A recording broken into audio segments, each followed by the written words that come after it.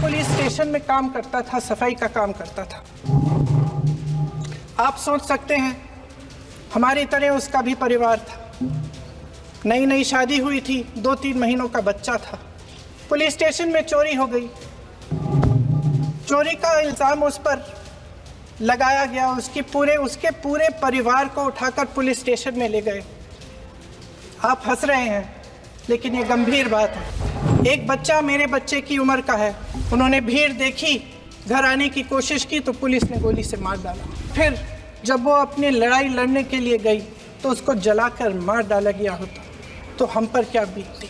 उसके खेत जलाए गए थे, उसके भाइयों को पीटा गया था, उसके पिता को बाहर से घर के बाहर घसीट कर मारा गया था। उन्नाव में मैं एक रेप पीड़िता के घर गई,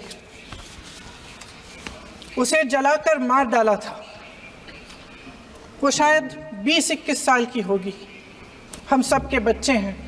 हम सोच सकते हैं कि अगर हमारी बेटी के साथ बार बार बलात्कार हुआ और फिर जब वो अपनी लड़ाई लड़ने के लिए गई तो उसको जलाकर मार डाला गया होता तो हम पर क्या बीतती। मैं उस बच्ची के पिता से मिली। उसके खेत जलाए गए थे, उसके भाइयों को पीटा गया था, उसके पिता को बाहर से घर के बाहर घसीट कर मारा गया था। उस पिता ने मुझे बताया कि बेटी, मुझे न्याय चाहिए। मेरी बेटी अपने एफआईआर को दर्ज करने के लिए जब ज़िले में गई तो उसको मना किया गया। अगले ज़िले में जाना पड़ा उसे। वो रोज़ सुबह 6 बजे उठकर तैयार होकर अकेली अपने मुकदमे को लड़ने के लिए अगले ज़िले में ट्रेन से जाती थी। उसके पिता ने मुझे कहा कि मैंने उससे कहा, बेटी अकेले मत जाओ, छोड़ दो ये लड़ाई। लेकिन उसकी बेटी ने उसको जवाब दिया कि नहीं पिताजी, मैं अकेली जाऊंगी, मैं लड़ूंगी, ये मेरी लड़ाई है, मैं इसको लड़ूंगी। ये लड़ने की क्षमता, ये हिम्मत उस लड़की को और करोड़ों भारत की नारियों को हमारे संविधान ने दी। आगरा में मैं अरुण वाल्मीकि के घर गई। अरुण वाल्मीकि पुलिस स्टेशन में काम करता था, सफाई का काम करता था। आप सोच सकते हैं हमारी तरह उसका भी परिवार था। नई नई शादी हुई थी, 2-3 महीनों का बच्चा था। पुलिस स्टेशन में चोरी हो गई। चोरी का इल्ज़ाम उस पर लगाया गया। उसके पूरे परिवार को उठाकर पुलिस स्टेशन में ले गए। आप हंस रहे हैं, लेकिन ये गंभीर बात है।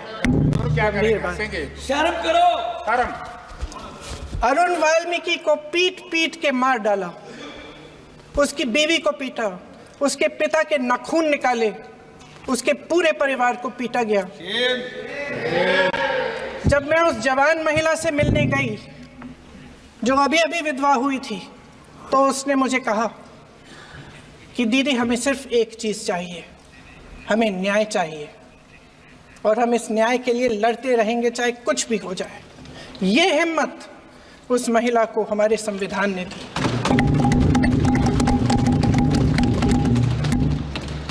संभल के कुछ लोग आए थे हमसे मिलने जो मृतकों के परिवार के सदस्य थे। उसमें 2 बच्चे थे, अदनान और उजैर।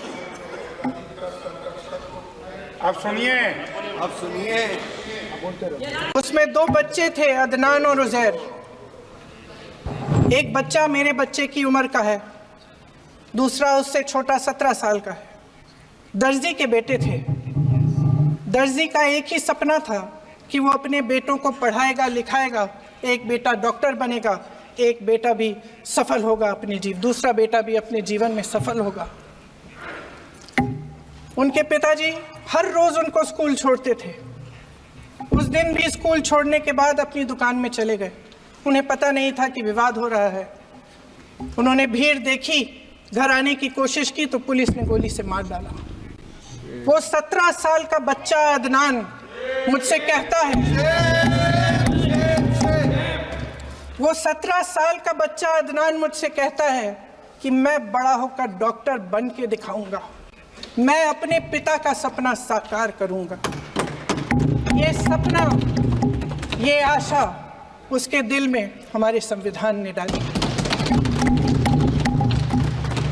अध्यक्ष महोदय, हमारे देश के करोड़ों देशवासियों के संघर्ष में, अपने अधिकारों की पहचान में